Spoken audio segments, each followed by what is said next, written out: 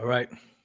I'd like to start off by saying Barakatah Yahweh, Ba'ashem Yahushai, Ba'ashem Kodash. Welcome to another live lesson. The name of this one is called Bread, Circus, and the Rich. I've been watching this video a few times. I seen it on YouTube. I saw the thumbnail. I didn't watch it. So, I decided to put it in rotation on, to watch later. And finally got a chance to watch it.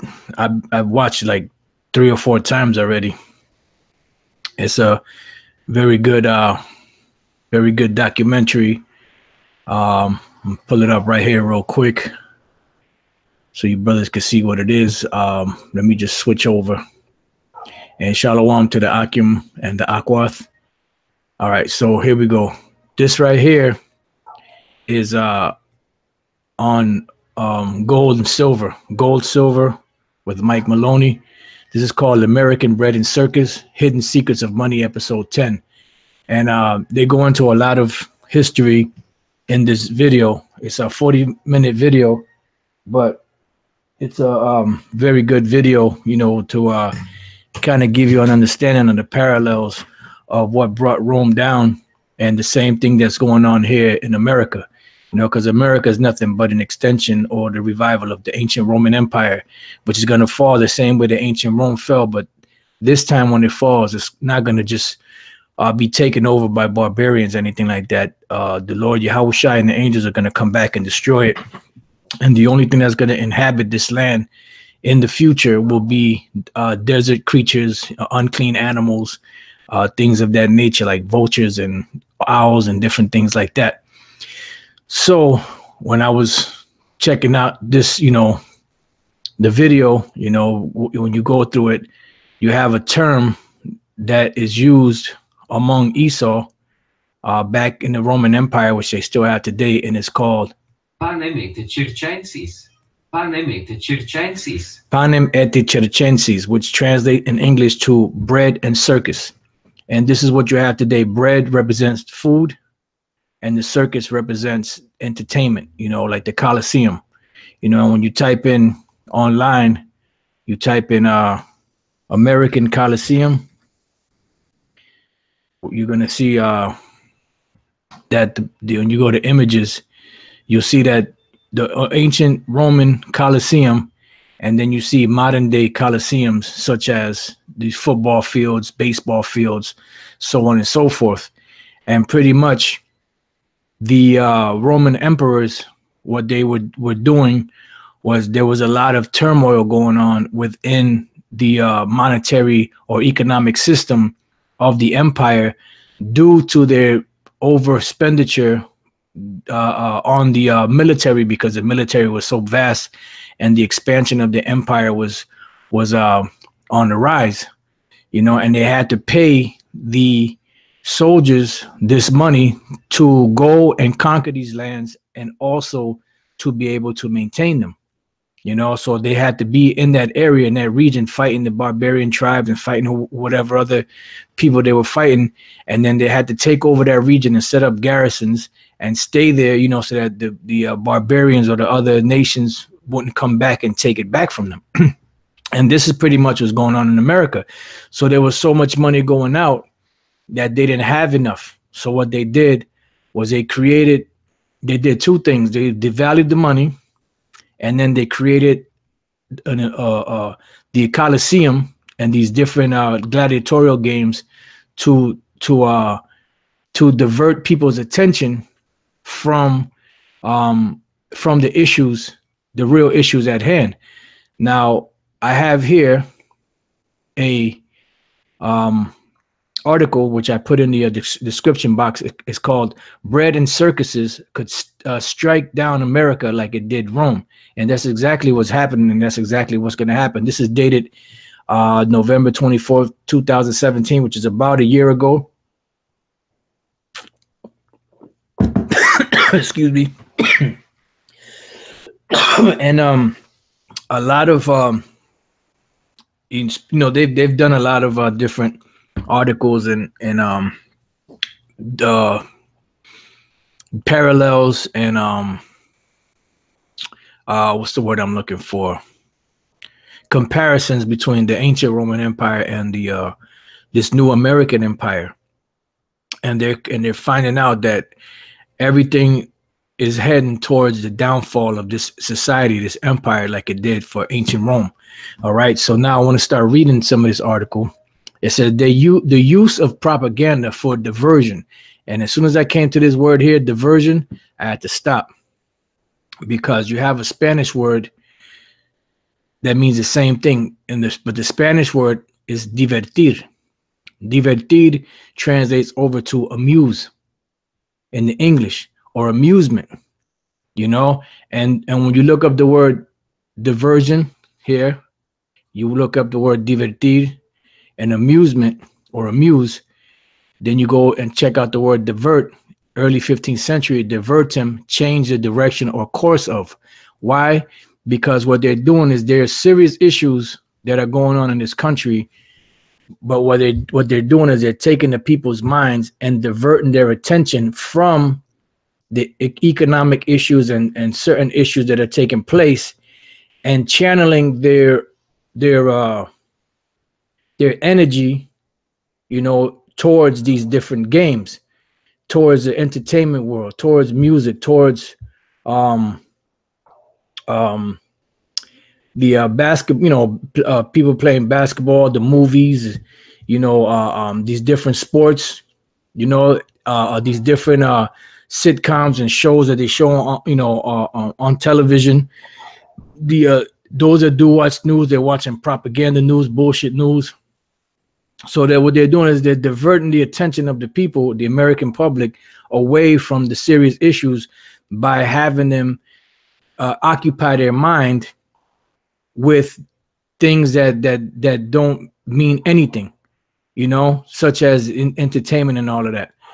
So this is the same thing that was going on during the Roman Empire, because the games, the gladiatorial games, were set up to divert the attention of the people away from the serious issues at hand, and from the fact that they were actually really in a bad situation economically. But by having people going there and giving them free food and free drinks and all that, having them drunk most of the time and bugged out, they people wouldn't be concerned, you know. And that's the same thing that's going on today, because today you have the same thing going on. You know, you have people that are on all kind of drugs. They're always drunk, going to games, you know, watching the games, talking about the games. You know, they're not really talking about the serious issues at hand, you know. And back then, they would so-called give the people free food and free drinks, which is where you get the term bread and circus from, right? Which today will transfer over or translate to welfare, you know, which is the same thing. But in them giving them that free food, they're thinking it's free food, you know, they're thinking that it's free drinks and all that. But really what they were doing is they were doubling up on the taxes to be able to pay for that, plus be able to pay for the military. And that's the same thing they're doing here in America. So how were they able to accomplish that back during the Roman Empire? By devaluing the coin that they had, which was called the denarius, which is a coin that was made out of silver, you know. And eventually they diluted it so much that it was worthless. You know, it was just pretty much brass with a very small bit of silver that was painted on it, and then eventually that silver would wear off. So that the valuing of the money is what brought the Roman Empire down, along with their military being spread out too far. And that's what's happening here in America. The devaluation of this money, the so-called world reserve currency, this dollar bill, you know, is going down, and they have to keep printing more to be able to stay afloat. And that's what was going on back then in the ancient Roman Empire. It says, change the aim or destination of, turn aside or away. So pretty much you get the understanding. The word divert is to change the direction or course of. So what these, let's read it again. The use of propaganda for diversion to an altered state of reality that is defined by the politicians and the political parties is not new. We even observe this concept of diversion in antiquity. World London in Bread and Circuses for the Masses, not just ancient Rome, describes the Roman government policy as emperors in the later stages of the empire used both free bread and other food and free entertainment to placate the large number of people who were otherwise poorly served by their government. And this is the same thing that's going on today. So they give you amusement as a form of diverting your attention from the real social economic problems that this society has. Excuse me. Jose Azel's definition in The Politics of Bread and Circuses provides an easily understood and concise description. Bread and circus are political strategies calculated to appease the population and divert attention from the controversial or failed policies with populist welfare programs. See, he further explains, because these welfare programs are also the same thing. They're nothing but bread and circuses. You know, so what do you think? People think they're getting free money, but they're not, because that money's coming out of somewhere. And this is why they keep raising taxes and keep doing certain things to be able to collect that money back. He further explains public support is thus created not through exceptional public service and effective public policy, but through diversion and patronage. So see, through diversion and patronage, which we read that the word diversion means to pull aside, to go into a different direction. It says the Oxford References provides the following definition: a term referring to the potential of spectator sports and mass spectacle to divert populations or factions of a population away from the weightier business of politics and society. And that's exactly what they're doing. Okay, it says, and who are the ones that's doing this? These are these different, it begins with the international bankers, you know, like the Rothschilds, Rockefellers, and so on and so forth. But who do they use for this? They use these politicians that are pretty much bought and paid for by them, and they have them sitting in there as if they were nobles. But really, Esau, the scriptures say that Esau is a vile man, so he's not really a nobleman. He's a vile man. Matter of fact, let's get that real quick. Let's go straight to the point. This is the book of Job, chapter 30, and we're gonna go straight to the point. Go right here, Job 30:8. They were children of fools, yea, children of base men.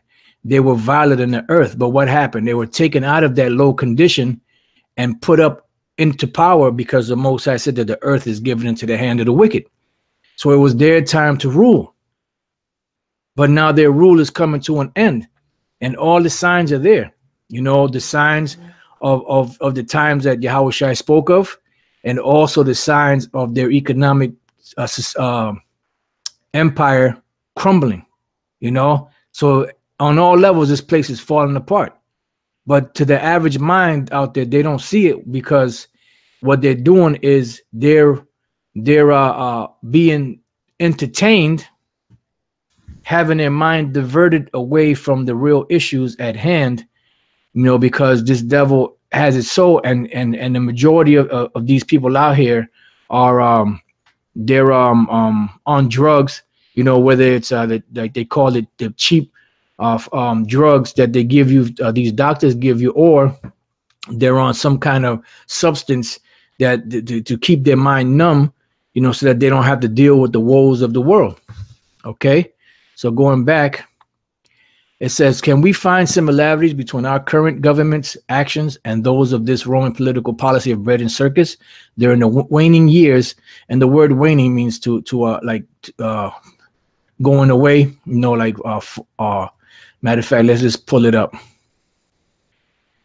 You have the moon. When the moon waxes, it gets bigger. When it wanes, it gets smaller. Wane of the moon, having a progressively smaller part of its visible surface illuminated, so that it appears to decrease in size. And that's what it is. To wane is to decrease in size. All right. Now, right here, especially of a condition or feeling, decrease in vigor, power, or extent, become weaker. And that's what's happening. America is becoming weaker and weaker. So that's why it says that that the Roman political policy of Britain Circus during the waning years of the Roman Empire. So this is what they were doing. They were diverting people's attention during a time where the empire was falling. Since in a column for Bloomberg, Alice Schroeder provides a list of specific conditions that existed during the decline and fall of the Roman Empire. Let us compare this list to current events. Rome in the first 2 centuries AD faced a yawning gulf between rich and poor. Do we not face an ever-increasing gap between the rich and the poor? Greg Robb reports in the Market Watch fresh research from the U.S. Central Bank shows the gap in income and wealth between the richest and poorest households already at historical high levels continues to widen. The mighty empire built on tribute reached its geographic limits, and America has reached its geographic limits.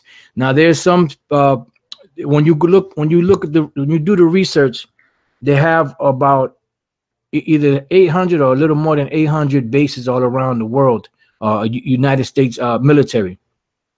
But there's some people, like I believe it was Ron Paul, they said they had like over 900. And there's some that say that they even have 1,000 or more bases around the world. But some of those bases that they're not reporting are pretty much places where they doing some underhanded shit, drug dealing and shit like that, just some underhanded black market type shit, So this devil, they've reached their limits. They can't go any further, It says it's not American influence declining while our military forces are thinly stretched, and it's not just the same thing that happened to the Roman Empire. CNN reflected the Pentagon's concerns when they reported that the extended deployment of military cargo jets and Navy ships to help with Hurricane Maria and Hurricane Irma relief efforts is causing military planners to scramble and recalculate future deployments all the way from Afghanistan to the Korean Peninsula, according to several defense officials familiar with discussions underway inside the Defense Department. Its economy created few exportable goods, and that's it, because America used to be a great exporter. That's what made them great. It made them rich. One of the things that made them rich. But now what are they doing? Now they're importing everything from China, Korea, Taiwan, and different other places, Mexico, different other places, to where the money that they were making is being pushed out there around the world to these different sweatshops, and those countries are becoming rich while America is on its way down. That's why the scriptures say, well, let's get that real quick. Let's go to Isaiah 14th chapter and the 4th verse. That thou shalt take up this proverb against the king of Babylon and say, how had the oppressor ceased? The golden city ceased. So the oppressor has ceased, and when you look up the word oppressor here, I believe it goes into oppressing people financially, and this is what America has done. They've taken this dollar bill, which is not, which the word dollar is just nothing but a measure, which that dollar bill is a dollar bill of actually nothing. And they used it to pretty much enslave the people, and bring about an oppressive state. Now, this is a word, Hebrew word H5065, nagash, to press, drive, oppress, exact. And the word exact means to get money out of somebody, trying to think of a synonymous word, not approximated in any way, precise, demand and obtain. That's what obtain, to demand and obtain. So this is how they're doing it. They're demanding and obtaining goods from people. That's why they'll have you spend all your hard-earned money, and then you'll go and you buy a home, or you buy a car or a truck or whatever. And then since the economy is so bad and the jobs that are out here are not paying the people enough, what's happening? They're not able to pay their bills. They're not able to pay on their home or on their cars or whatever goods they have. And what happened? They come and repossess it. So they're exacting. So this is a result of them devaluing the currency, and this is the same thing that was going on in ancient Rome. It's the same thing that was going on in different empires. Which, Lord, we're going to try to touch on as much information as we can. All right. So it says, so the golden city has ceased. The oppressor has ceased. So no more are they able to run that game on people. And this is the reason why you have countries like China and Russia and others that are trading in their own currency and cutting the dollar out, because the dollar is obsolete. It's nothing but it's become a liability instead of an asset. And this is the reason why this economy is fucked up, because there's no assets. The assets that are coming in are far less than the I just mentioned the word, the assets that are coming in are far less than what's being spent, pretty much. And Lord's, we're going to get into that.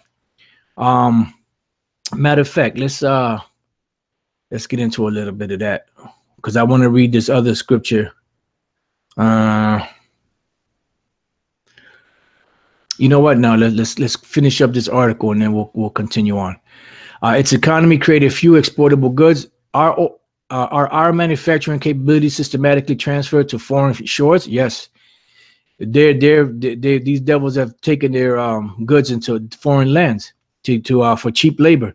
In December 2016, Jared Bernstein and Dean Baker wrote in The Atlantic, Trump's intention in reducing the deficit is to boost factory jobs, since America's trade imbalance exists almost exclusively in manufactured goods. Slaves acquired by conquest built most of its bridges, roads, and aqueducts, and took jobs in farming, mining, and construction. Is that not what happened here in America? They had the slaves build up everything to a certain degree. It says, are we not leaving the construction industry, the farming jobs, and those which no American wants to do to a new class of effective slaves called the illegal aliens? Bloomberg Business reported dirty jobs are available. Americans won't fill them. It says, as this cheaper labor replaced Roman citizens, idle, unemployed, hungry people filled the capital. And I remember back in 2008, before that, things were, they were decent. And then once 2008 came, all the jobs dried up. Why? Because you had a lot of Issacharites that were coming into this country, and mainly Issachar, probably, from other Latin American countries, that these devils were paying basically peanuts, for them to do the same work that a highly skilled laborer would get at least $20 to $25 for. So they ended up paying these guys like $8, $10, $11 or whatever. So that really put a crunch on the economy and the jobs, and that's what happened in ancient Rome, and that's what is happening now. It says, do we not have the idle and unemployed filling our urban centers? The rising number of homeless people have pushed abject poverty into the open like never before and have overwhelmed cities and nonprofits. According to ABC report, homeless explosion on the West Coast pushing cities to their limits. And that's true, because when I was out there in San Fran, you see San Fran is a beautiful place, but then when you go right downtown, there's nothing but a whole bunch of homeless people that just live in that area, So this place is the same thing that happened in Rome. It says the Caesars created make work and part-time jobs, subsidizing house and doled out grain. Do we not subsidize housing and provide food assistance to the idle and unemployed? Lydia DePillis reported for CNN Money in October the unemployment rate also reached its lowest rate since 2001, and the number of people working part-time because they can't find full-time jobs is back to its pre-recession level.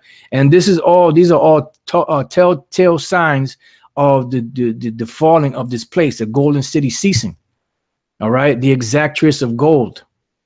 It says the emperor added holidays until eventually the Romans spent half their days attending gladiator games, public executions, and chariot races. Is that not what they're doing today?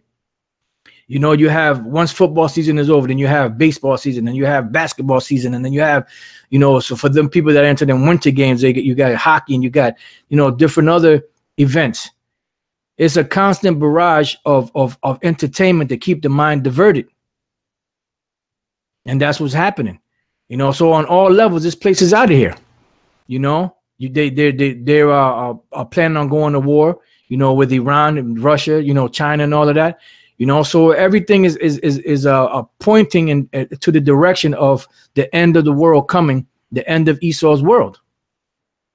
All right. It says, do we not have the government spending funds on baseball and football stadiums? How many governments run lotteries festering the hope of the masses for a quick path to riches? Altogether, the federal government has subsidized newly constructed or majorly renovated professional sports stadiums to the tune of $3.2 billion, 2.3 billion federal taxpayer dollars since 2000, according to Brookings.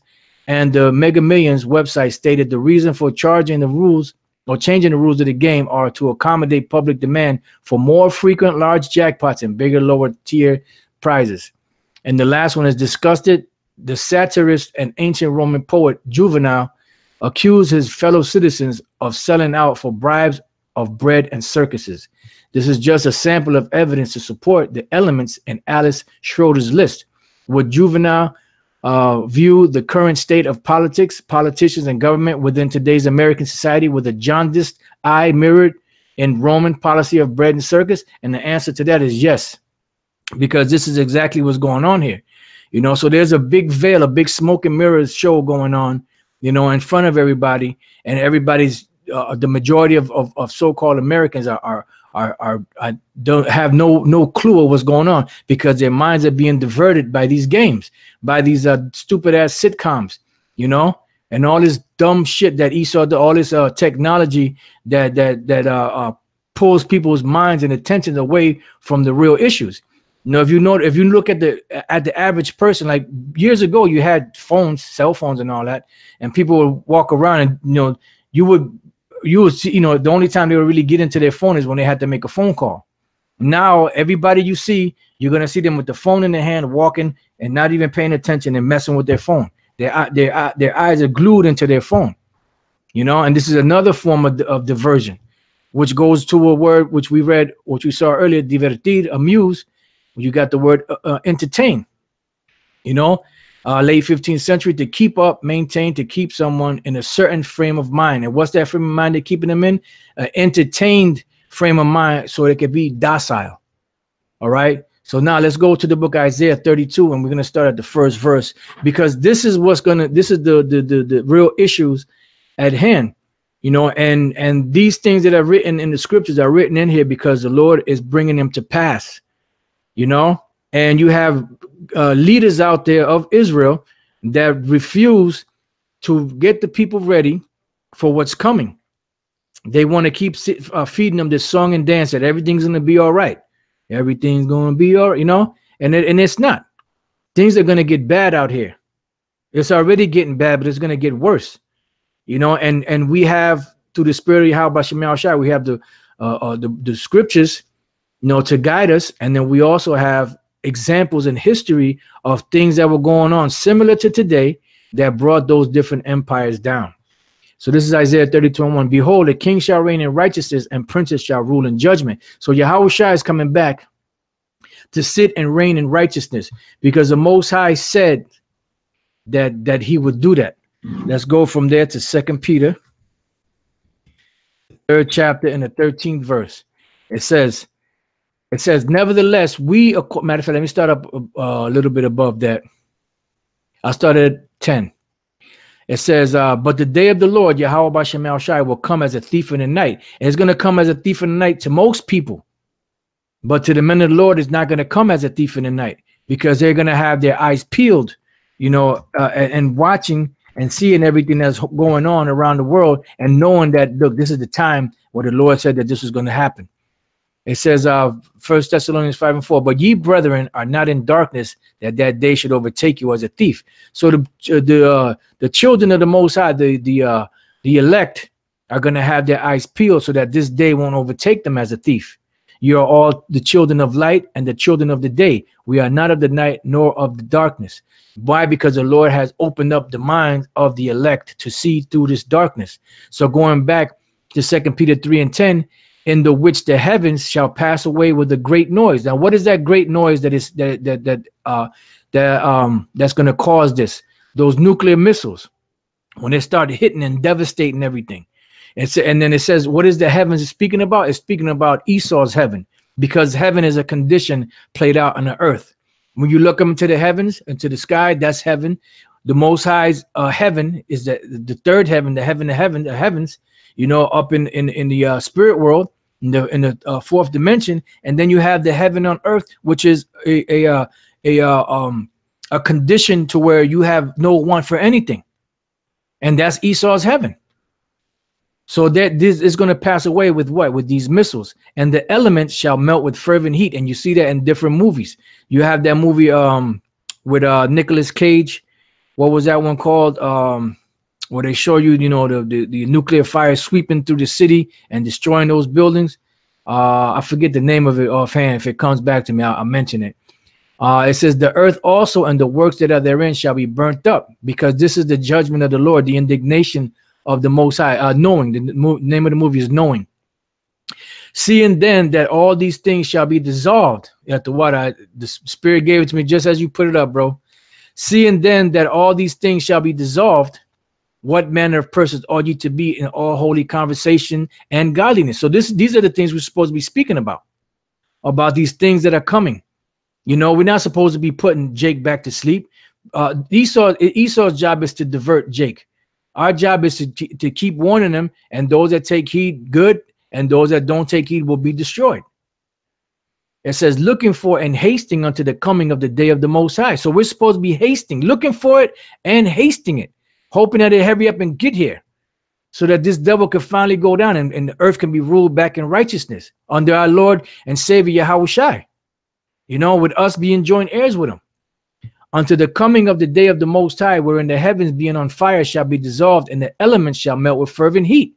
And this is the final end game. The end game of it all is the destruction of this empire known as America, by thermonuclear fire, which is that lake of fire in the book of Revelation, in the 21st chapter.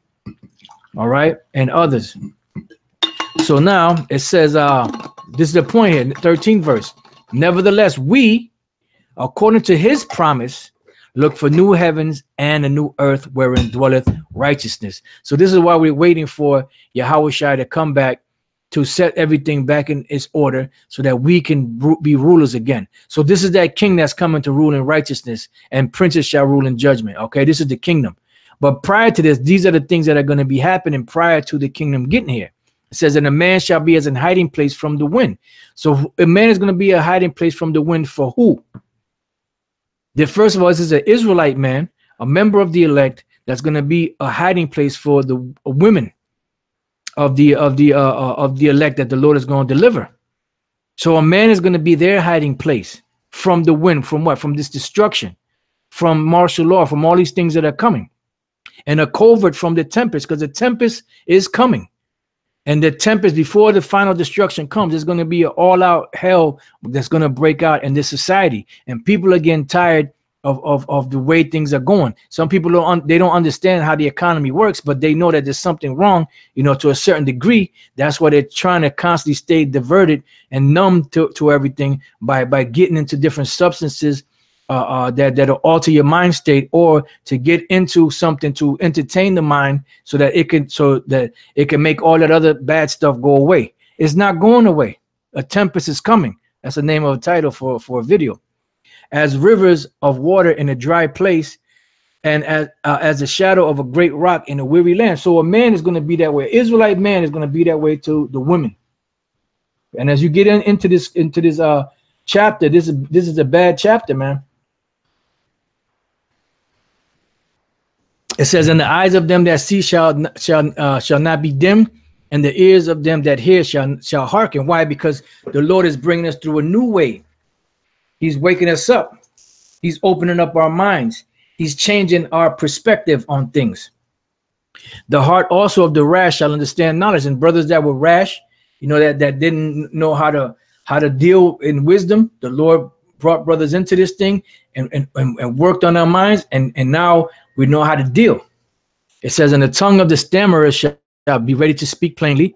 Now, this is the point we want to get to. It says, the vile person shall no one be called liberal. So now let's look up this word vile person, because we know, I know that Elder Yashawamba just did a lesson to where he went to a couple of these words, so I want to, when the Spirit gave me this earlier, I said, you know what, let me just go through some of these words.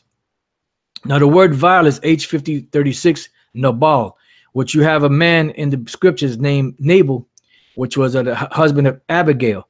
And the word in the name Nabal, which is an omen, means foolish, senseless fool. So it says, and the foolish person or the vile person, which is who? Esau. When we read in the book of Job, the 30th chapter, that Esau is vile, is viler than the earth, shall no more be called liberal. Now, when you look up the word liberal, right, the word liberal is H5081 nadayab, which means inclined, willing, noble, generous. So a nobleman, because the job of the nobleman, which were the watches over the city, over the people, their job was to make sure that people were taken care of, especially the poor. But these devils that are in that position now, they're not doing that. Instead, they're making people's lives more miserable. That's why in James the 5th chapter, it speaks about the oppression that they put upon Jake, and how they take Jake's money and don't give him anything, and they cry into the ears of the Lord, and the Lord hears. So these foolish people, which are Edomites, will no longer be called liberals, or will no longer be called noble. Why? Because they're going to be taken down. Now, it's funny, because when you go back to the origins of the Rothschild family, the Rothschild family was not Rothschild. The name Rothschild goes back to Red Shield, which was a red shield that they had on their home, where people would come and trade, and do business with them. But the name of that family, prior to it being changed to Rothschild, was Bauer, and the name Bauer, it means peasant. So they're vile person. They're the foolish. They're the peasants. No longer they're going to be called noblemen, and that's heavy, because that just shows you how the Most High has a sense of humor to give the top family of the earth the name of a peasant, which that's what they are. All right. So it says nor the churl said to be bountiful. So now let's look up the word churl. H3596, kayalaya, scoundrel, knave. Now, when you look up the word scoundrel, right? Look up the word scoundrel, a dishonest or unscrupulous person, a rogue. Somebody that's a rogue is like, like somebody, they say a rogue nation, somebody that just goes off, to in a different direction. All right. So you have scoundrel as a dishonest or unscrupulous person, right? And then you have knave, which when you look up the word knave, it's the same thing. A dishonest or unscrupulous man. And this devil is dishonest and he's unscrupulous. He has no scruples. He has no morals. This is why he allows people to be homosexuals, lesbians, transgender, transsexual, pansexual, and everything else in between. All right. It says, but the liberal, the vile person shall no more be called liberal, nor the churl said to be bountiful. Now let's look up that word bountiful. So this unscrupulous person is no longer to be called bountiful. H7771 Shawai, which means independent, noble, free, rich, generous. So they're not going to be rich anymore. They're not going to be noble. They're not going to be independent, because Esau has shown that he doesn't have direction. He was given all his freedom, and what did he do? He destroyed everything. Here it is. You got all this freedom and the power to do great things with the resources of the earth. And what have you done? You destroyed the resources of the earth.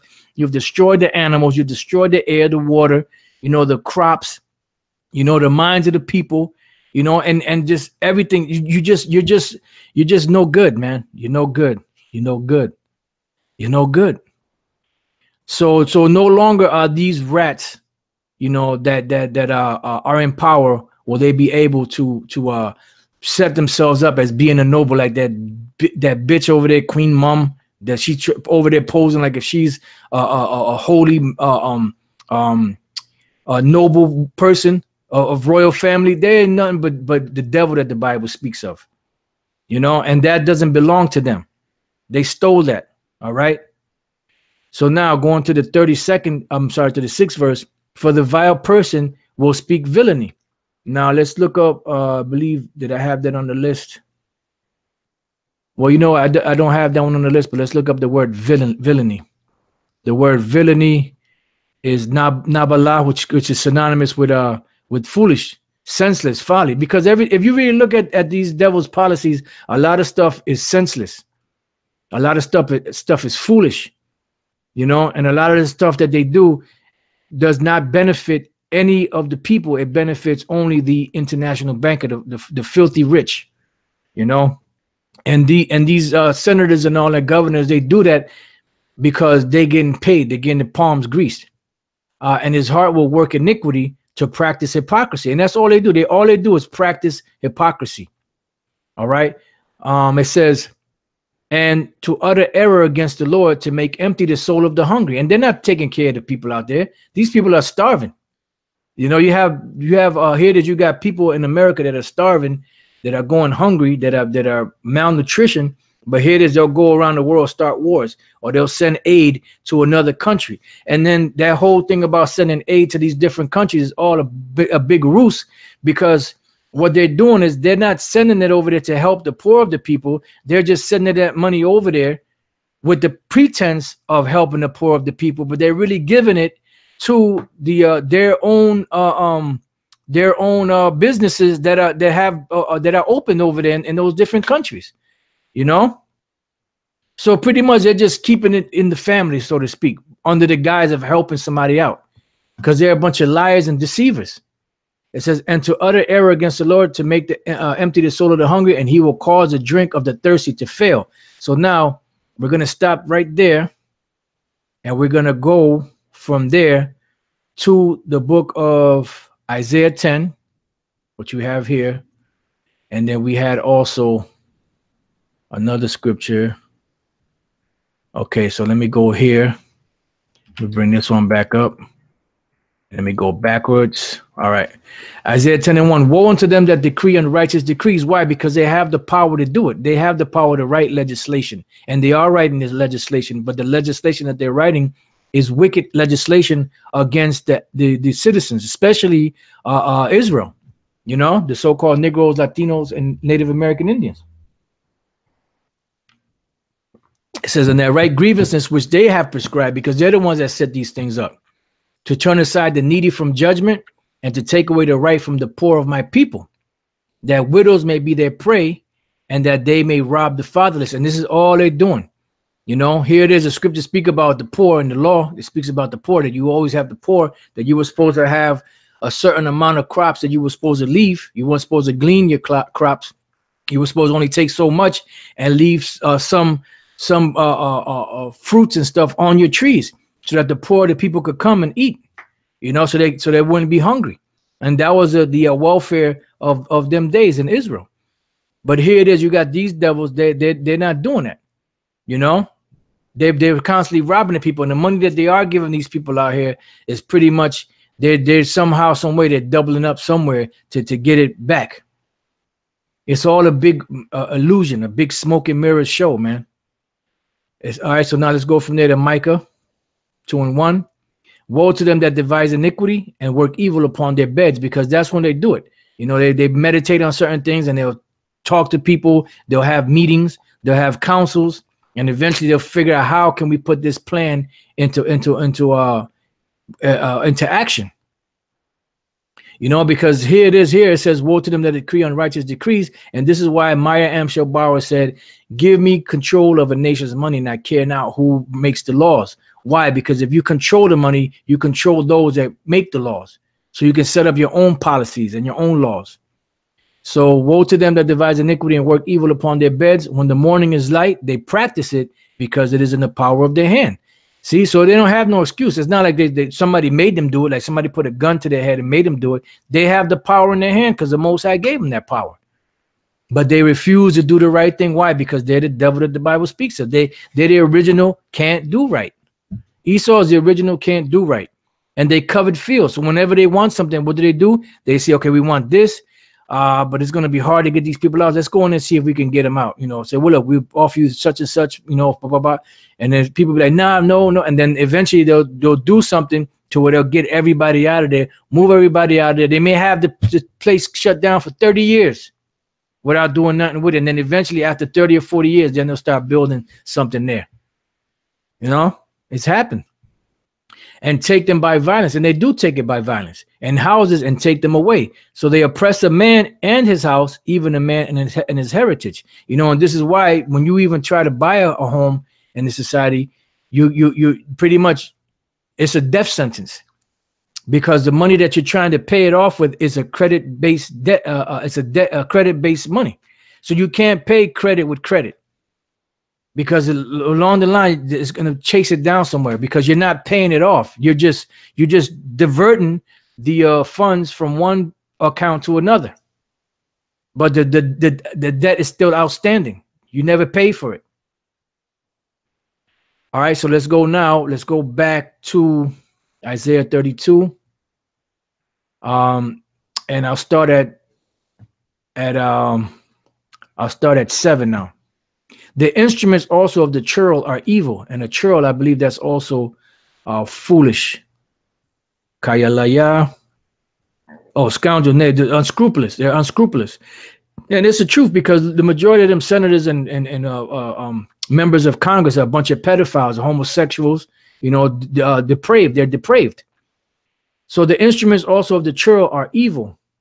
And I did have the word instrument in there. So let's go to instrument, which is H3627, kalaya, with article, vessel, implement. And this word instrument goes back to the lesson we did on the iron weapon, you know, where it spoke about bringing forth a work, something like that. So it's something that they make, a labor, implement, labor, tool. And what are these implements or these labors that they're making? They're making these different policies and passing this different legislation and laws in the books that are not benefiting anybody but the international bankers. So no longer they're going to do this, because they said the instruments of the churl are evil. And when you look at this legislation, it's evil. You know, he devises wicked devices to destroy the poor with lying words. And they'll sit up there and they'll lie to you and tell you everything's going to be all right this morning. You know, they're smiling in your face, but really they're looking how they can break you. You know, and I have that scripture somewhere. I'm not sure exactly where it is, but it's in the Apocrypha, and I do have that for later on. But it's looking like I may have to do like maybe a part 2 to this, Lord's will, you know, because there's a lot of information, and we only got through some of the scriptures so far. So now let's see. Now let's look up the wicked devices. Matter of fact, what was the other one? Divisive is your Itazah, H3289.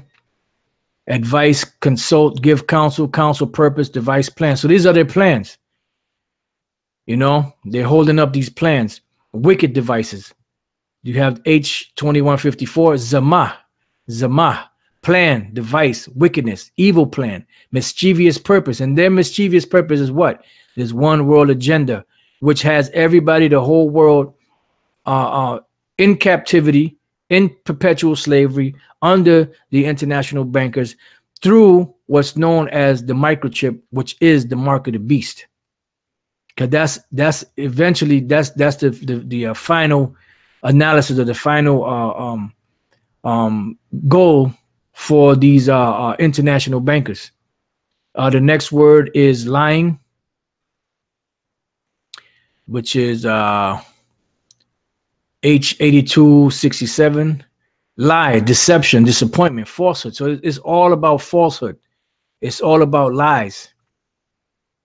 And that's how they get down. That's how them devils get down. It says he devises wicked devices to destroy the poor with lying words, even when the needy speaketh right. See? So even when the needy speaks right, they still are there to destroy, because they're not there for our benefit. They are there for their own benefit, you know, and they're there for our destruction. But the Lord, this is why the Lord is going to step to this devil and take him out.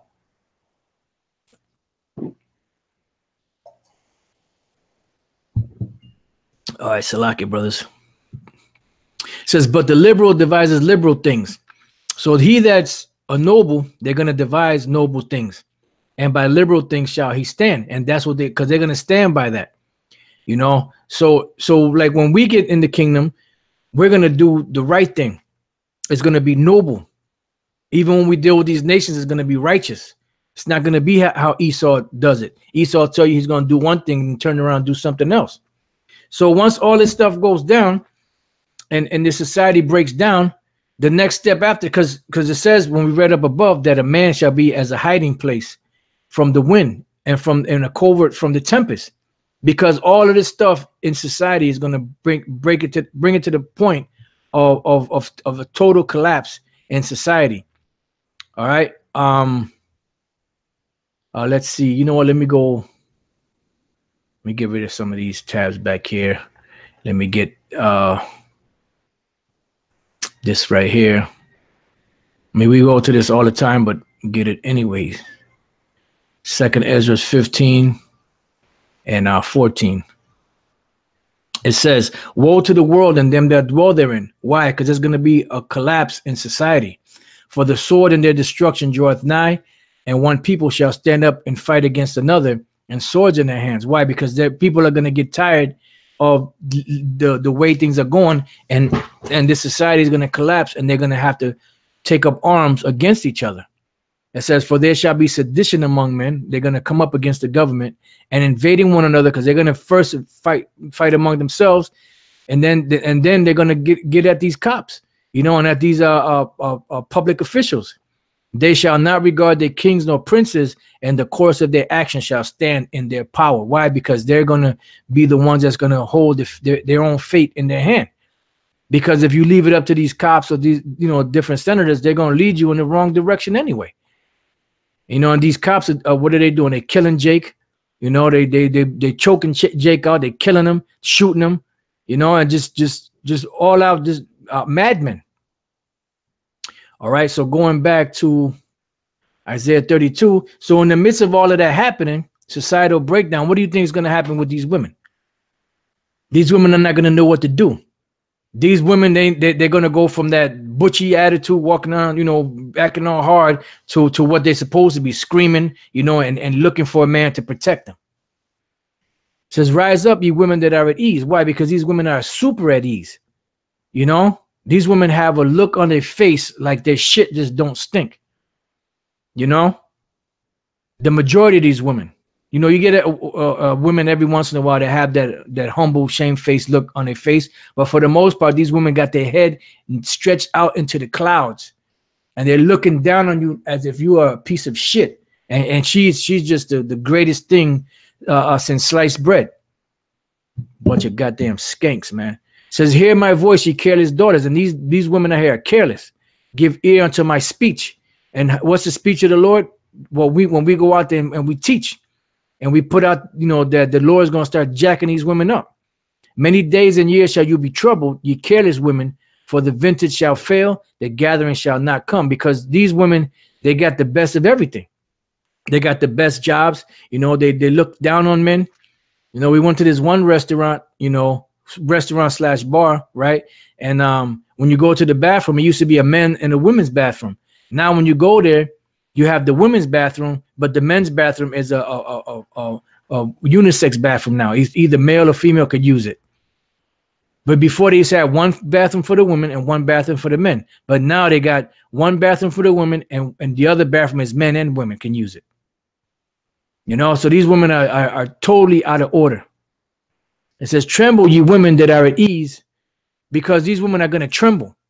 It's going to go from that lackadaisical spirit, you know, that you know, careless spirit, being able to lay down with whoever they want to lay down with, eat whatever they want to eat, have different men paying for to get their nails done, get their hair done, pay their rent and all that. It's going to go from that to them wondering what the hell they're going to do. Because they're careless. But they're not going to be careless in that day. They're going to be looking for a man to protect them. An Israelite man, that is. Be troubled, ye careless ones. Strip you and make you bare. In other words, everything that you have is going to be taken from you.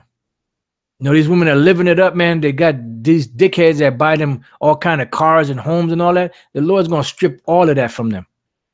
And gird sackcloth upon your loins, because it's time for mourning. You know, because you women have been too proud for too damn long. And now it's time for your pride to be brought down a few notches. and you're going gonna get in order. It ain't gonna take long for you to get in order. They shall lament for their teats, for the pleasant fields, for the fruitful vine, because these cushy jobs that they have, and these ducks, these cucks, these Captain Saberhold, these simps, you know, they're not going to be giving them that money because them simps are going to be dead. You know, there's going to be a lot of dead people in the streets, man. Once this whole shit goes down, a lot of these men that you see that are making it hard for other men to talk to women because they're so fucking to such simps, you know, that they'll buy these women and everything. They'll kiss these bitches' ass, even if she's an ugly, big, fat, bloated bitch. Upon the land of my people shall come up thorns and briars, yea, upon all the houses of joy and the joyous city, because the palaces shall be forsaken, the multitude of the cities shall be left, the forts and the towers shall be for dens forever, a joy of wild asses, a pasture of flocks. And Israel is a people before it's a place. So this is going to fall on the Israelites in this society in America, Babylon the Great. It says, until the Spirit be poured upon us from on high. See, and the wilderness be a fruitful field, and the fruitful field be counted as a forest, because now the Spirit from on high is being poured out upon us, you know. So now we're getting back to that fruitful field, you know, and these women are going to get in order, because once society breaks down, there's going to have to be some type of divine intervention so that the Lord can protect his men, because he said, my servants shall eat. It says, then judgment shall dwell in the wilderness, and righteousness remain in the fruitful field, and the work of righteousness shall be peace, and the effect of righteousness quietness and assurance forever, because we're going to get back to the land, and you know, this is dealing with the kingdom. All right, so once all this hell goes down, then the kingdom will be established, and the king shall rule in righteousness, which is Yahweh Shai. And my people shall dwell in a peaceable habitation and in sure dwellings. You know what it means by sure dwellings? You no longer have to worry about if you could pay your rent this month. You know, because we're not going to have to worry about if we're going to have enough money this month to pay the rent. Going to be straight, because we're going to be in the kingdom. And in quiet resting places, you're not going to be trying to get some sleep because you got to go to work the next day, or you got to go to work that evening, and all of a sudden you got this car driving by with some lousy ass music blasting all loud and wakes you out of your sleep, you know, or some gunshots or whatever wake you up. You know, everything's going to be quiet. When it shall hail coming down on the forest, and the city shall be low in the low place, blessed are ye that sow beside all waters, that send forth hither the feet of the ox and the ass. No, this is dealing with the kingdom of heaven.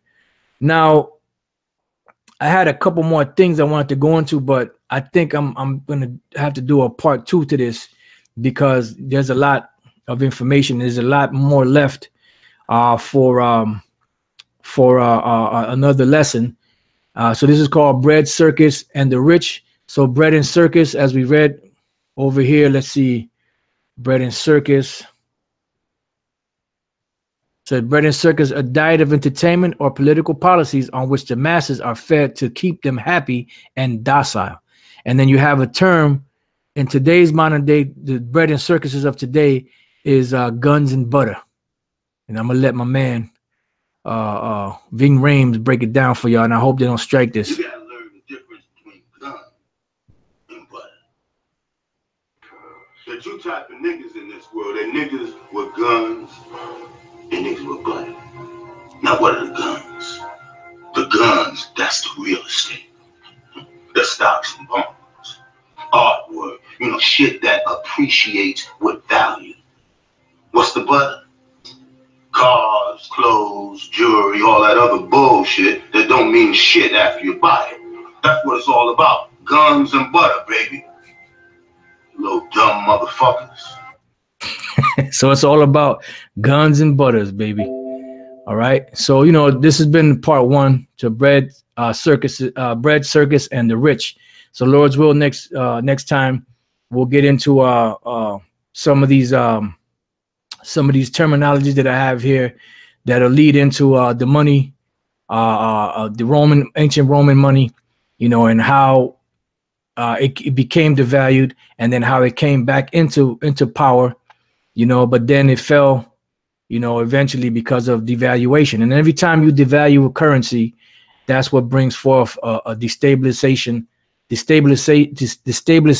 can't say that word, destabilization of a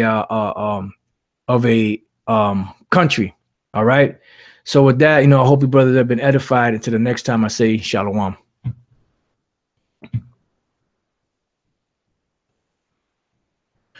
All right.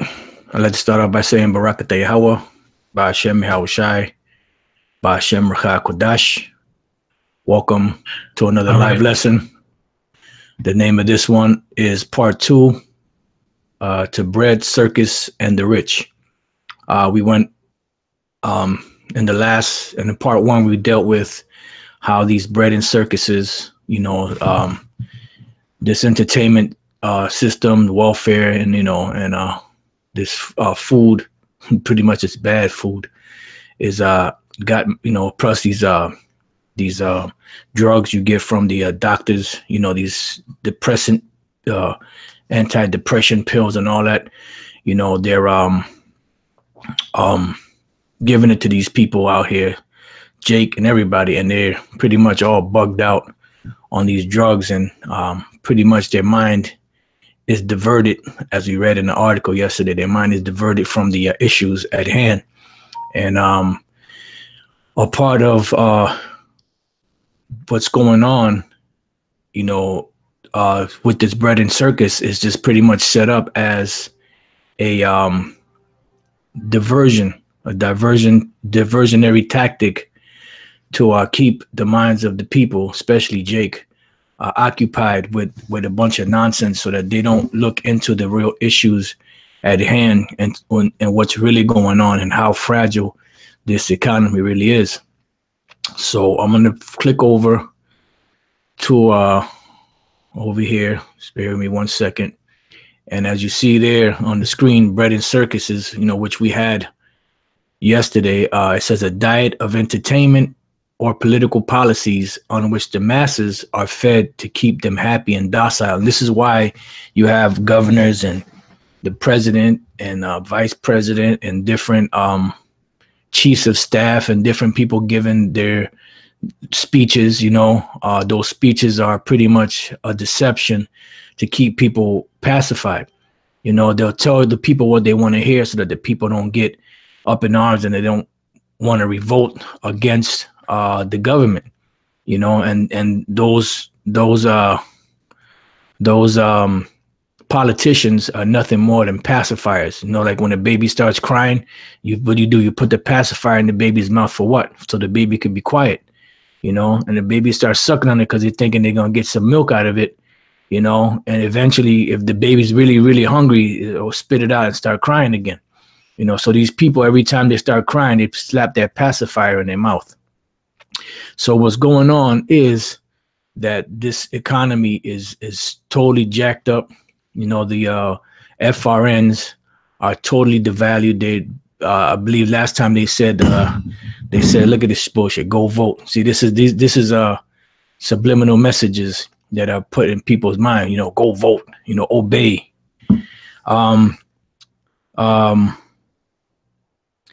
These FRNs, the last time somebody spoke on it, I forget who it was. Trying to remember who it was. They mentioned that the FRNs are worth about 2 cents, and this is why you see an illusionary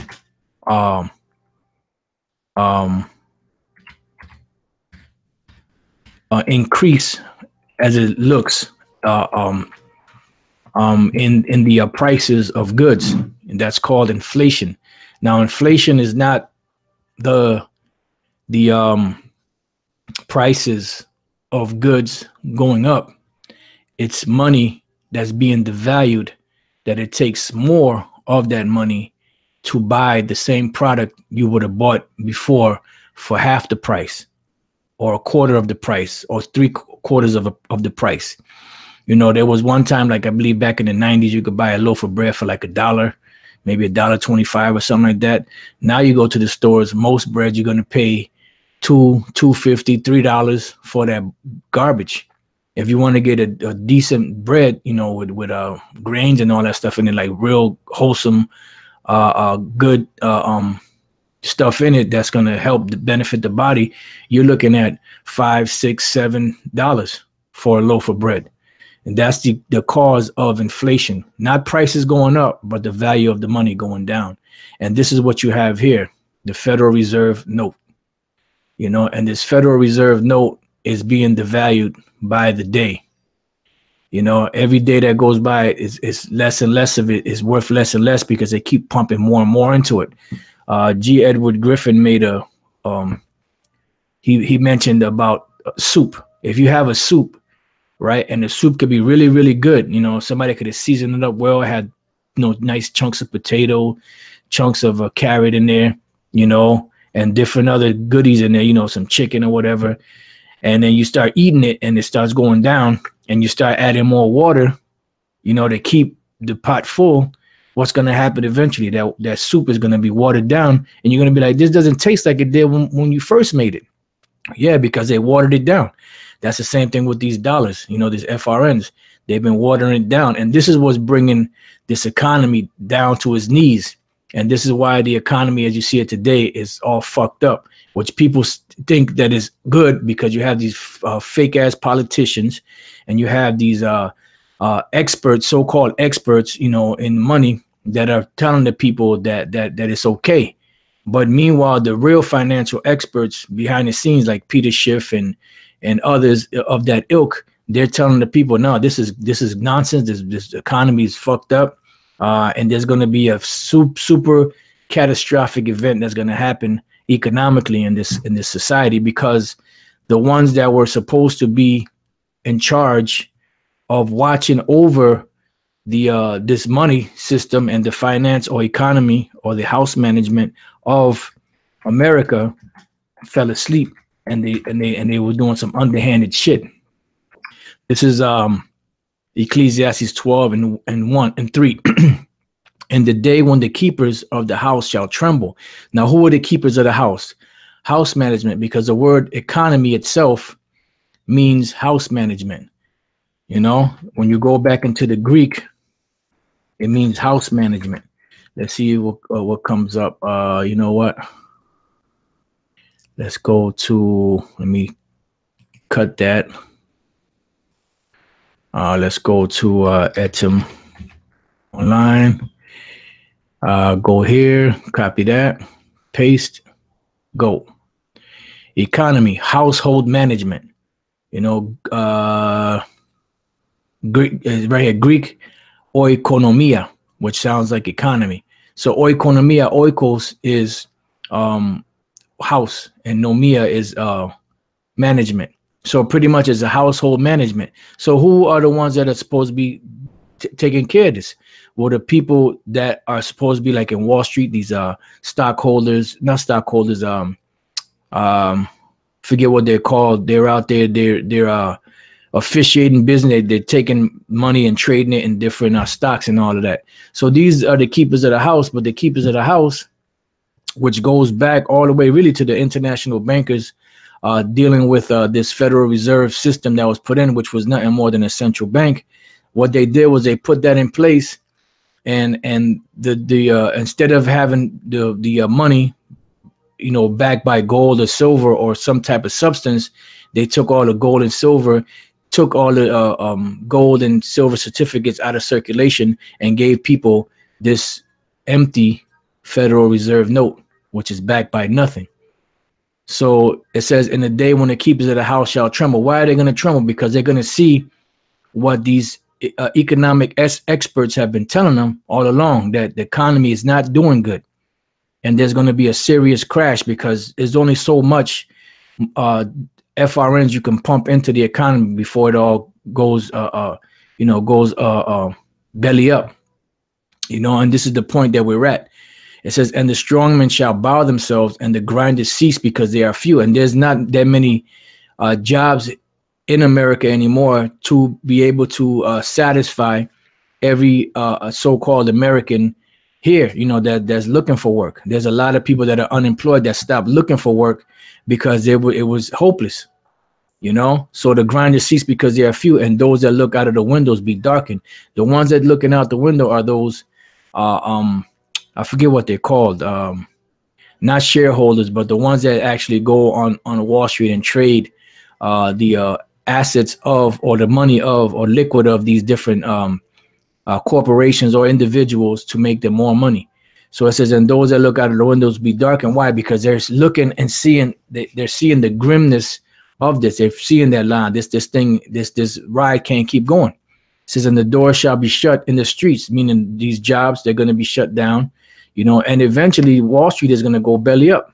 Stockbrokers, the water, brother, the most high your pot, stockbrokers, investors, yep, those are good. The water. It says, when the sound of the grinding is low. So these doors are going to be shut when the sound of the grinding is low, because remember, America used to be a great exporter. You know, had a lot of manufacturing companies that produce a lot of different products. But now they sent the products overseas. They outsourced it overseas to be able to make the same product cheaper and still be able to get the same kickback, you know, off of it. Because it's when you have a business has to thrive on the money you invest in. It has to make more money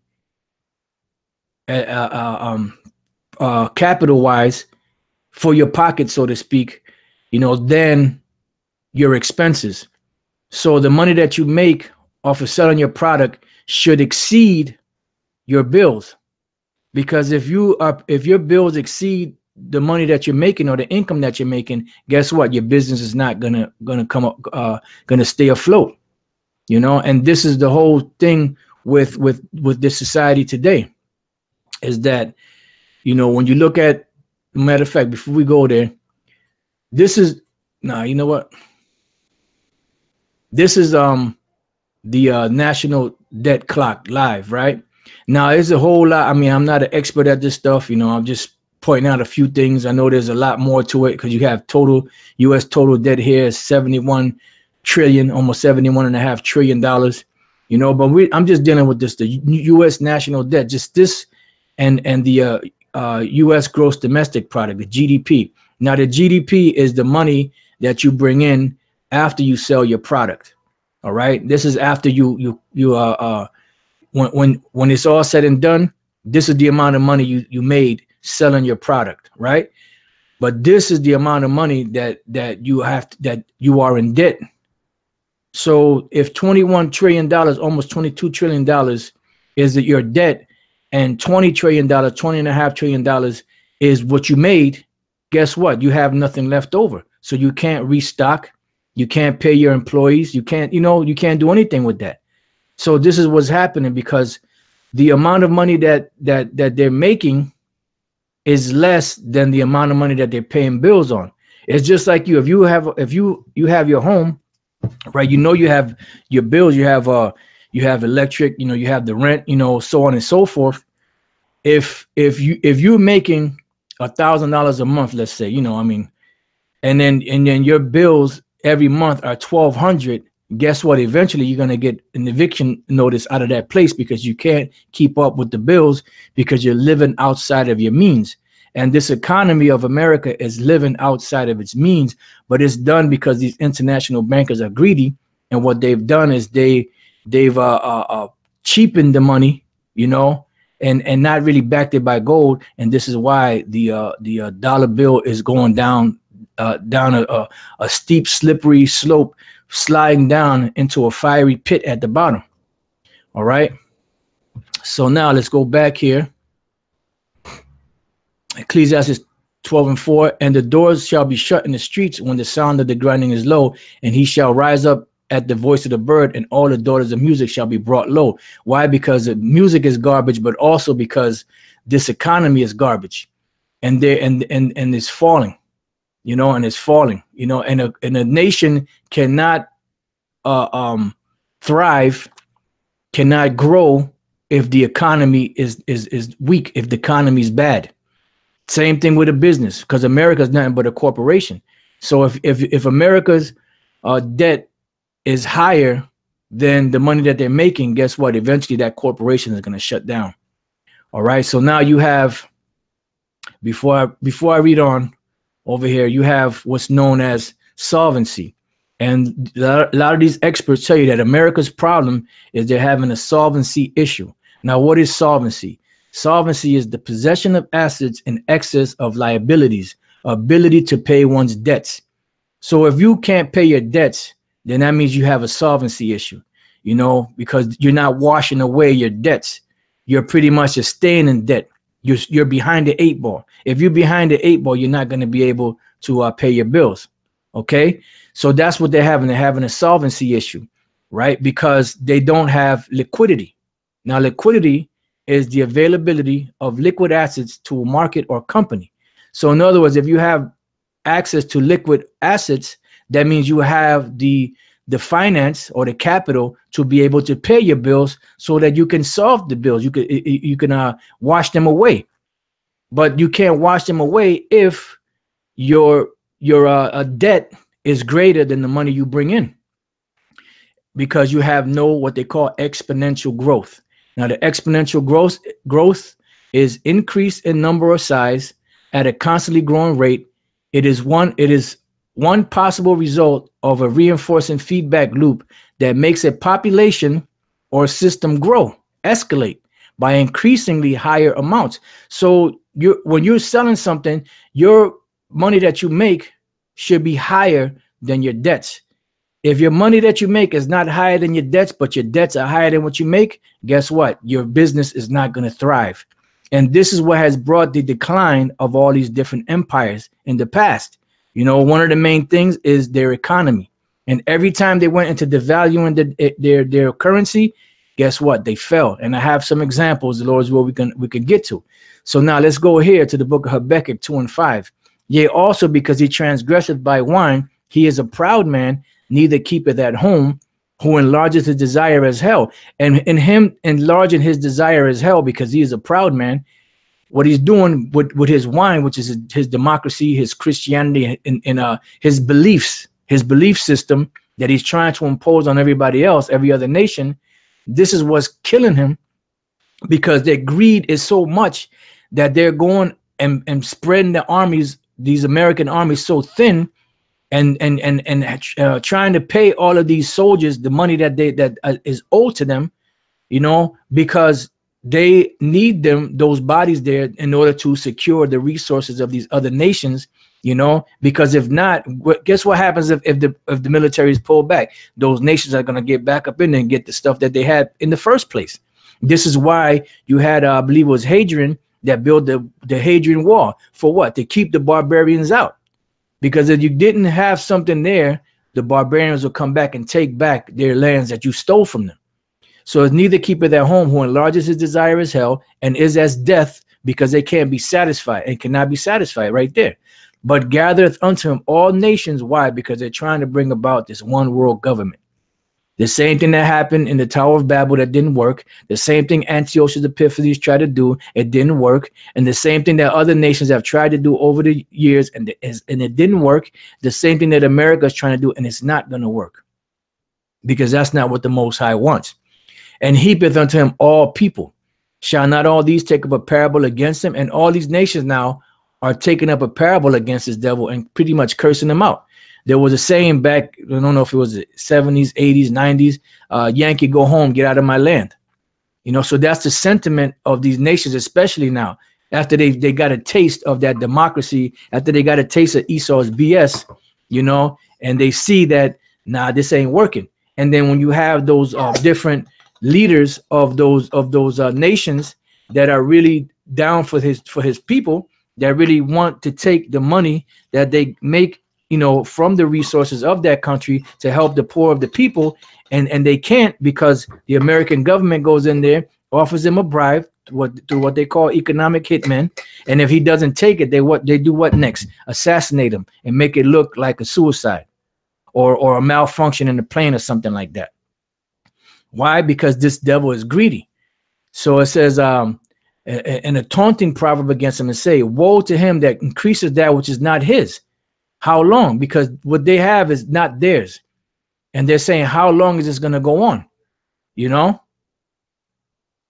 So it says, and to him that ladeth himself with thick clay. Now let's look up the word ladeth.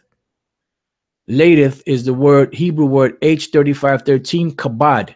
Kabad. To be heavy, be weighty, be grievous. So this economy is grievous because how long do you think that this can continue on where your debt is greater than what you make? And like I said, this is just one part of it. There's many other things here. U.S. total debt. There's all kind of stuff here, breakdowns. And I'm not an expert at this. I'm just dealing with these two numbers here. And obviously, this number, which is what you're making, is less than what you're spending. So how can you keep this economy afloat if that's the case? It doesn't work for any other corporation. So why should it work for this so-called American corporation? All right. So the word laden means to be heavy or grievous, weighty. You know, so it's something that's on you. You know, like when you have you know the proverbial saying, the straw that broke the camel's back, because a camel, they can carry a lot of substance, but then when they're to the full capacity, they're still animals. They're still a living being. So they're only so much they can carry. So you can have the shit stacked up, you know, and all you're doing is putting just one little straw on top of that, and that's what did it and broke the camel, and the camel fell, or the ass. Well, that's the same thing with the economy. That straw, there's going to be something that they're going to do that's going to break this economy, and it's going to bring this. These economic experts are saying it's going to be worse than the crash in 29. It's going to be the worst economic catastrophe ever in the history of the world. All right, so now that's laden. Now, when you go here to thick clay, it's H5671 Ibatyat, right? Ibatyat means weight of pledges, heavy debts. So this is what's happening. America is in heavy debts, you know, because the amount of money that they're spending is less than what they're bringing in. So they're in heavy debt, and they have each individual person in debt. So per person, you have what, 19 trillion dollars? Is that 19 trillion? Let me see. Yeah. Total personal debt, mortgage debt, student loan debt. Look at this. Credit card debt, personal debt. Look, another personal debt here. That's total personal debt, but personal debt is $58,660. Who has that much money to be able to pay off for that debt? Savings per family is $12,820. Total debt per family is $850,000. So how can you survive if your debt is greater than what you're bringing in? It's impossible.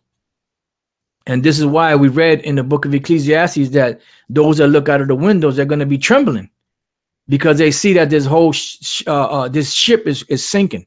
And this is why a lot of the rich families that were here in America are starting to leave and go other places or in the world, because they can do that. They have the money, they have the resources, they have homes that they have in different parts of the world, and they know that this place is going to crash. Same thing with back in 29, before the stock market crashed. The patriarch of the Kennedys, I believe it was Joe Kennedy, told his friends on Wall Street to take out their silver and their gold, to take it out, to take out their resources out of the market. And sure enough, not too long after that, the market crashed, and everybody lost everything that they had, except for the insiders that knew that what the deal was. All right. So going back to here, so this devil laid himself in thick clay. This is heavy debt, and this is what brought those other empires down. I want to go here real quick. I was watching this video. This is what prompted this American Bread and Circus. This is gold and silver. This is the name of the page. And here he was saying that, because you had a split in the Roman Empire. You had the eastern part of the Roman Empire, which was which is capital was Constantinople, later changed to Istanbul, Turkey. Then you had the western part of the empire, which the head of that was Rome. Now the Western Roman Empire, whose capital was Rome, they fell, and it was through the devaluation of money. While the eastern part of the empire flourished because it had sound money, because Diocletian, which was an emperor, which was a Jake, what he did, see, this is what brought the decline and fall of the Roman Republic, because you had real money, right, that they set up, that was made out of silver. You had something called the denarius. It was made out of silver, and other coins were made out of things that were worth money. But then as you went on in the history, it kept devaluing it until the point where it was worthless. And eventually it crashed and that empire went down, because even the soldiers that were getting paid, they were saying, look, we want double the money, because they knew that the money that they were getting was worthless damn near. So they wanted double the pay so that they could stay afloat. Because the denarius was the wage for one day, I believe it was. So this is what caused the decline of the Roman Republic of the western one, with the capital of Rome. But the eastern part of the Roman Empire became known as the Byzantine Empire, and they flourished. And the guy asked a question, why did they flourish and the other one didn't? He said he believes it was sound money. No, it was prophecy. I mean, that had part to do with it, because the Lord set it up that way, but it was prophecy, because that part of the empire had to fall, and this part of the empire had to keep going, because it was the Edomites that fell, but Jake that was able to continue on ruling, because they had a period of 1,000 years to rule. Revelation 21. And I saw an angel come down from heaven, having the key of the bottomless pit and a great chain in his hand. This angel is Yahushai, and the bottomless pit is Europe, and the great chain represents that they were going to be in a position of slavery for a period of 1,000 years. And he laid hold on a dragon, who's the dragon? That was the Roman Empire. That old serpent, which is the actual man. The spirit that was in that serpent is the same spirit that's in Esau today, which is the devil, the slanderer, the deceiver, and Satan, the adversary, and bound him 1,000 years. And this is the reason why the Western Empire fell, while the Eastern Empire stayed afloat. And the part of the fall of the Western Empire, of the Roman Empire, was financially. Their armies were spread too thin. They were spending more than they were bringing in, and that brought about their demise, because it was prophecy. While the eastern part of the empire flourished and became known as the Byzantine Empire, because they had sound money, but it was all prophetic. To see how the scriptures bring everything to life. So this is what brought their decline, which was prophecy, right? And then Diocletian, in AD 301, he replaced all of those that bugged out currency with a solid gold currency known as a solidus. And the solidus was about, I think it was 7 ounces of pure gold. It was pure gold. And they maintained this pure gold and this coin for 600 years. And at the end of that 600 years, they started devaluing it. And that's what started bringing about the demise. What you had was known as a hyperpyron, right? And this hyperpyron was actually gold, but it was only 80 to 85% gold. So that started their decline. In the early 1200s, they started devaluing it. And then what happens, by 1350, there was no gold in it at all. And that's around the time when the Lord said that 1,000-year period was up. So this shows you that everything is in the scriptures.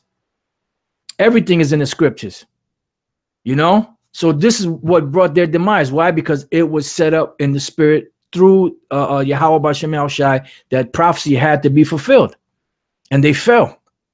All right. Now America is going down that same rabbit hole, because this is worthless, And we read how they're in heavy debt and thick clay, and we read about solvency issues, which is the ability to pay one's debts, which they can't because they're not making enough.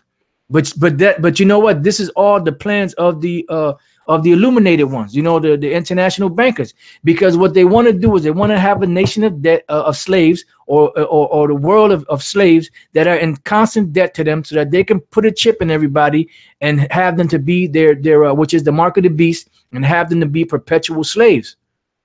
Then you have liquidity, which is the assets, you know, the available assets to be able to pay your bills. But they don't have that, and they don't want people to have that. They want to be the only ones that have the ability to do that. All right. Then you have the exponential growth, which is, you know, your economy growing so that you can flourish. But what do you have? You have this national debt that exceeds the money that you're bringing in. All right. So therefore, you have what? Thick clay, heavy debt. So now let's go to Daniel 2:31. This is the vision that Nebuchadnezzar had. It says, "Thou, O king, sawest, and behold, a great image." And the prophet Daniel was breaking down the dream to him and the interpretation of the dream. "The great image, whose brightness was excellent, stood before thee, and the form thereof was terrible. This image's head was of gold, and his breast and his arms of silver, his belly and his thighs of brass, his legs of iron, his feet part of iron and part of clay. Thou sawest till a stone was cut out without hands, which smote the image upon his feet that were of iron and clay, and brake them in pieces." Now this stone is Yahushua that's going to come and break this image when it comes down to the portion of the feet and the toes, which were in the portion of the feet and the toes. And if you notice, it said a stone that was cut out without hands, because when you build, because Yahushua represents the altar now. He represents the Holy of Holies. But when you would build an altar, you couldn't build it of hewn stone. You couldn't chop or cut it up. It had to be a whole stone. So Yahushua is a whole stone that was cut out without hands, because he is that holy temple now. He is the Ark of the Covenant. He is the way into the holiest of holies. It says, which smote the image at his feet, because we're at the last part of that image, that were of iron and clay, and break them in pieces. It says, then was the iron, the clay, the brass, the silver, and the gold broken to pieces together. Why? Because once this empire falls, all those other empires will fall also. Why? Because America upholds a piece of all of these different empires within itself. That's why it's called Babylon the Great.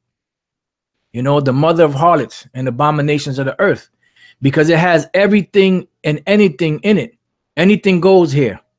And became like the chaff of the summer threshing floors, and the wind carried them away, that no place was found. And that wind represents the destruction.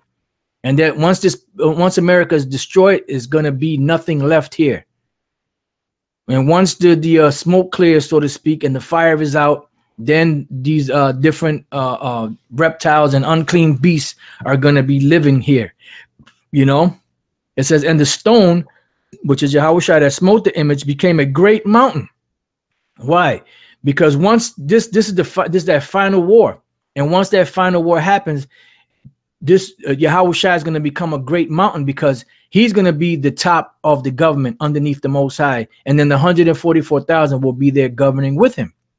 So this is why he's going to become a great mountain, and this is why all nations will be coming to Jerusalem to worship the Lord, because if not, guess what?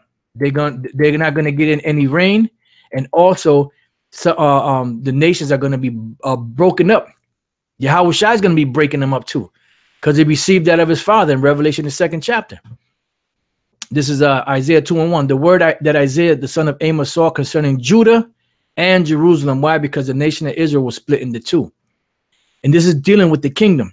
And it shall come to pass in the last days that the mountain of the Lord's house shall be established in the top of the mountains. And this is what's going to happen after this destruction and devastation happens. Yahushua being that great mountain that we read about in the book of Daniel, the 2nd chapter, and we being joint heirs with him, we're going to be established in that mountain also, that Mount Zion, you know, which Zion goes back to the Hebrew word to Zion, which means monument, and shall be exalted above the hills. And that's what's going to happen. We're going to be exalted above the hills. Why? Because we were brought to a low condition. No, we weren't set up in position of authority and power yet, but we're going to be joint heirs with the Lord Yahweh Shai when he comes back. This is the book of Baruch, chapter 5 and verse 5. It says, arise, O Jerusalem, and stand on high. Why? Because we're in a low condition. That's why it says, shake yourself from the dust, you know, and look about toward the east, and behold, thy children gathered from the west unto the east by the word of the Holy One, not by no gimmicks, not by getting married, not by getting together and having picnics and all that. No, by the word of the Holy One. It's rejoicing in the remembrance of the Most High. Why? Because we lost our way. So we're being brought back to remembrance. For they departed from thee on foot, and were led away of their enemies, but the Most High bringeth them unto thee exalted with glory as the children of the kingdom. Why? Because we're going to be exalted from this low condition. This is why Yahweh, they said that the stone became a great mountain. For the Most High has appointed that every high hill, which is Esau and the other nations, and banks of long continuance, because they've been ruling for a minute, should be cast down. And that's what Yahweh is coming to do. He's coming to cast them down, to set himself up as the King of Kings, Lord of Lords, right? Because he's going to take down all of these different nations and be set up in their stead.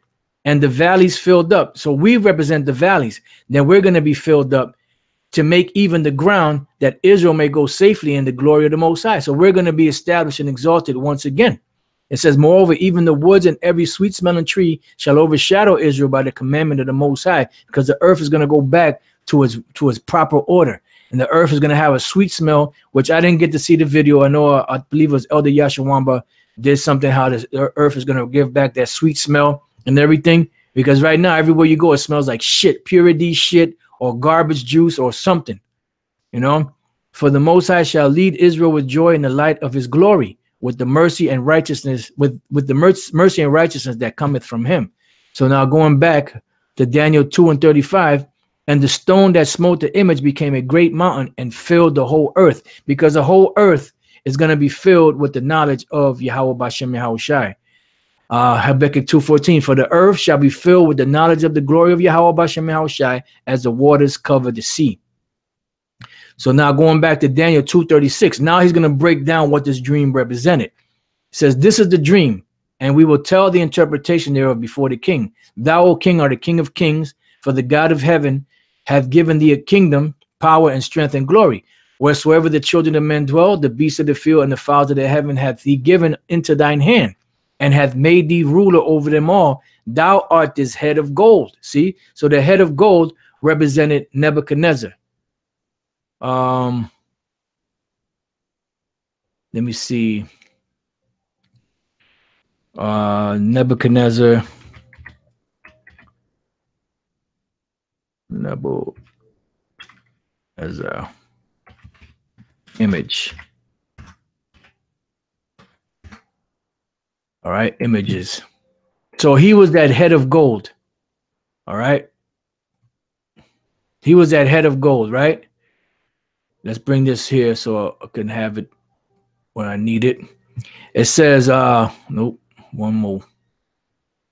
All right, it says, and after thee shall arise another kingdom inferior to thee, and another, which is the next kingdom that arose after them that was inferior to them, was the Medo-Persian Empire. All right, it says, and another third kingdom of brass, which represented the Greeks, which shall bear rule over all the earth. And they bore rule over the known earth back then, because every time a kingdom took over at that time, they ruled the known world, you know. And anything outside of that that wasn't discovered or you know, looked into was considered to be, you know, not of no worth anyway. It says, and the fourth kingdom, which represents the Roman Empire, shall be strong as iron, for as much as iron breaketh in pieces and subdueth all things, and as iron that breaketh all these shall it break in pieces and bruise. And this is why they were able to take all of those kingdoms down. And eventually they fell. That brought the end to the pagan Roman Empire, and set up what was known as a so-called Holy Roman Empire, you know, and that was the Byzantine Empire that ruled for a period of 1,000 years. All right. It says, and whereas thou sawest the feet and toes, part of potter's clay and part of iron, the kingdom shall be divided. Because this kingdom that iron and clay represents these different, because the 10 toes represent the EU, the European Union, and they're fighting amongst each other, but also their economic strength is waning. Just like America's economic strength is waning, and America is the revival of the Roman Empire. So if the Roman Empire is their economy is jacked up, then the other allies, their economy is going to be jacked up also. It says, but there shall be in it of the strength of the iron, for as much as thou sawest iron mixed with miry clay. So this is why it's still standing, because there's still some form of strength in there. But now it's coming to the point where it's going to be totally taken out. And this is why Yahweh Shai is going to come back and destroy it. It says, and as the toes of the feet were part of iron and part of clay, so the kingdom shall be partly strong and partly broken. And this is why you see what's happening, you know, with EU, you know, with the American economy, you know, so on and so forth, because it's bringing the demise of this last beast, which was revived through America, and now it's about to be brought down with her allies. It says, as whereas thou sawest iron mixed with miry clay, they shall mingle themselves with the seed of men, but they shall not cleave one to another, even as iron is not mixed with clay. Because it doesn't matter who they marry or who they intermarry with. No, this is not going to help their empire flourish. Because when you go back into the history of you know, either the Greeks or the Egyptians or Babylonians or whoever, there was always between the two rival nations or two rival kingdoms, you always had daughters that were born to those kings, and they would use their daughters as a marriage alliance between the two enemy kingdoms so that they can bring peace. But that's not going to work anymore, because it's the time of America's demise, and plus these Edomites don't like women anyway. They like little boys. It says, and in the days of these kings shall the power of heaven set up a kingdom which shall never be destroyed. And this is where we read about that Yahweh Shai shall become a strong mountain. All right. It says, and the kingdom shall not be left to other people, but it shall break in pieces and consume all these kingdoms, and it shall stand forever.